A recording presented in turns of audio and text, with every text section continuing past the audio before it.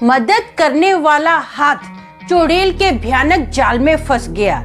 लेकिन इस छिपे रहस्य को कोई कैसे जान सकता है, जब पता लगा सकता है? ऐसे रहस्य में खतरे का अंदाजा लगाना लगभग नामुमकिन था। तो अब इसमें पढ़ने के बाद एक एक करके सबसे भयानक चीजें घटित होने लगती है। ये शासन और आतंक के जरिए पूरी तरह कब्जा करने जैसा है, लेकिन केवल मन की उपस्थिति मतलब चतुराई ही सुरक्षित होने का कारण बन सकती है। सुनने में रोंगटे खड़े कर देने वाला है ना? तो चलिए शुरू करते हैं इस रोमांचकारी भयानक घटना को। हेलो दोस्तों, मेरा नाम अमन है। मैं आप सभी के मनपसंद यूट्यूब चैनल कहानी रंगमंच पे आपका स्वागत करती हूँ। उम्मीद करती हूँ कि आप सभी अच्छे और स्वस्थ होंगे। इसी तरह की वीडियो देखने के लिए आप मेरे चैनल को सब्सक्राइब कीजिए और हाँ, बेल आइकन को दबाना मत भूलना, ताकि आपको आने वाले वीडियो के नोटिफिकेशंस मिलते रहे। तो चलिए शुरू करते हैं आज का भयानक किस्सा। दोस्तों, आज का जो किस्सा है ये मध्य प्रदेश के एक गांव का किस्सा है। ये साल 1919 का किस्सा है। ये जो किस्सा है ना, दीपक के दादाजी ने एक बार दीपक को सुनाया, जो मैं आज आपके साथ शेयर कर रही हूँ। दीपक के दादाजी ने बताया कि उनके जो पिता थे, मतलब दीपक के जो परदादाजी थे ना, वो एक बहुत ही अच्छी पोस्ट पर थे। वो अक्सर अपने गाँव से ट्रेवलिंग जो थी ना शहर तक अपनी गाड़ी में ही करते थे। वो क्या करते थे, ऑफिस के वक्त ना, जब से उनका ऑफिस छूटता था, शाम के वक्त वो कुछ ना कुछ शहर से खाने के लिए घर की चीजें लेकर आते थे। एक बार ऐसा ही होता है, जो परदादाजी हैं बहुत सारी चीजें खाने पीने की वो घर के लिए लेकर आ रहे होते हैं। तो दादाजी देखते कि आज तो बहुत ही ज्यादा टाइम हो गया है, मैं ऐसा करता हूँ, जो डेली पक्की सड़क से आता हूँ ना, वहां से नहीं आऊंगा, एक जंगल से ना शॉर्टकट है, ऐसा करता हूँ मैं उस रास्ते से जाता हूँ, फटाफट घर पहुंच जाऊंगा। अब दादाजी अपनी गाड़ी जो है ना जंगल की ओर ले जाते हैं। गाड़ी जो है ना अभी फास्ट स्पीड में चल रही होती है। दादाजी को ऐसा होता है कि फटाफट मैं घर पर पहुंच जाऊं। तो दादाजी देखते कि जो पूरा जंगल है एकदम सुनसान पड़ा है, चारों ओर सन्नाटा ही सन्नाटा है, अंधेरा ही अंधेरा है। लेकिन दादाजी पाते हैं कि उनकी गाड़ी के सामने ना एक औरत आ रही है चलती हुई, जिसने साड़ी पहनी हुई है और उसने लंबा सा घूंघट निकाला हुआ है। तो दादाजी मन में सोचते हैं कि ये जो औरत है ना, किसी मजदूर की पत्नी होगी, जो कि काम करके अभी घर की ओर लौट रही होती है।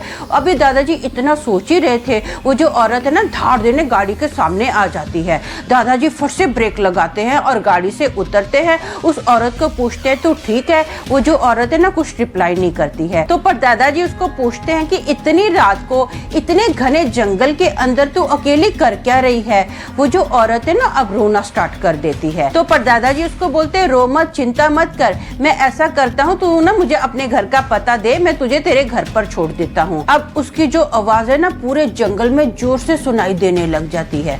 तो परदादाजी उसको बोलते हैं, तू रो मत, ऐसा कर, तू ना मेरे घर पर चल, मैं सुबह जैसी होगी ना तुझे तेरे घर पर छोड़ दूंगा। वो जो औरत है ना फटाफट गाड़ी के अंदर पीछे बैठ जाती है। अब परदादाजी गाड़ी चलाना स्टार्ट कर देते हैं। परदादाजी बहुत कोशिश करते कि मैं इस औरत का मुंह देख लूं, लेकिन उसने इतना लंबा घूंघट निकाला हुआ होता है ना कि परदादाजी उसका चेहरा ही नहीं देख पाते हैं। अब उस वक्त पर ये कॉमन सी बात थी, जितनी भी शादीशुदा औरतें होती है ना वो लंबा लंबा घूंघट निकाल के रखती हैं। दादाजी इस बात को भी लेके बड़े कंफ्यूज होते हैं। दादाजी सोचते हैं कि जब ये मेरी गाड़ी के सामने आई थी तब तो इसने शायद साड़ी पहनी थी, अब ये पीछे बैठी है तो अब इसने घाघरा चोली पहनी हुई है।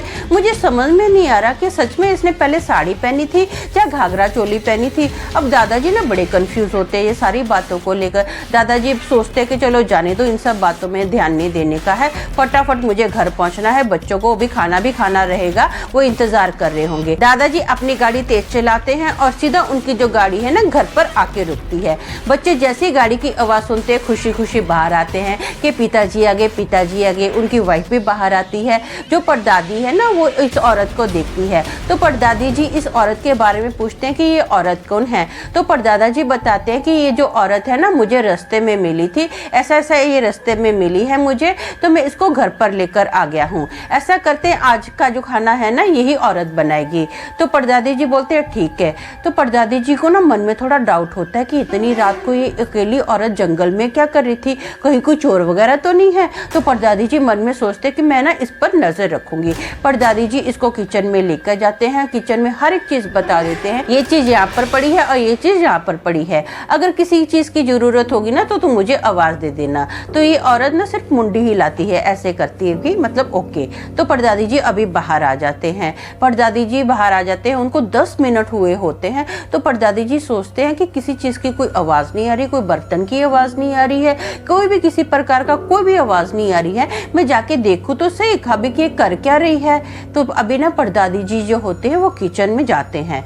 किचन में जाकर परदादी जी देखते हैं कि ये जो औरत है ना सिर्फ थैले में से मछलियाँ ही निकाली है और मछली को देख रही है। तो परदादी जी इसको बोलते हैं कि क्या हो गया, अभी तक तूने मछलियाँ ही निकाली है, कुछ नहीं तैयार किया, सब चीजें ऐसी की ऐसी पड़ी है, जल्दी जल्दी खाना बना, बच्चों को बहुत जोर से भूख लगी है, प्लीज जल्दी कर। तो ये औरत ना सिर्फ ऐसे फिर से मुंडी हिलाती है, मतलब हाँ बोलती है। अब ना परदादी जी बाहर आ जाते हैं और बच्चों के साथ थोड़ा खेलना स्टार्ट कर देते हैं।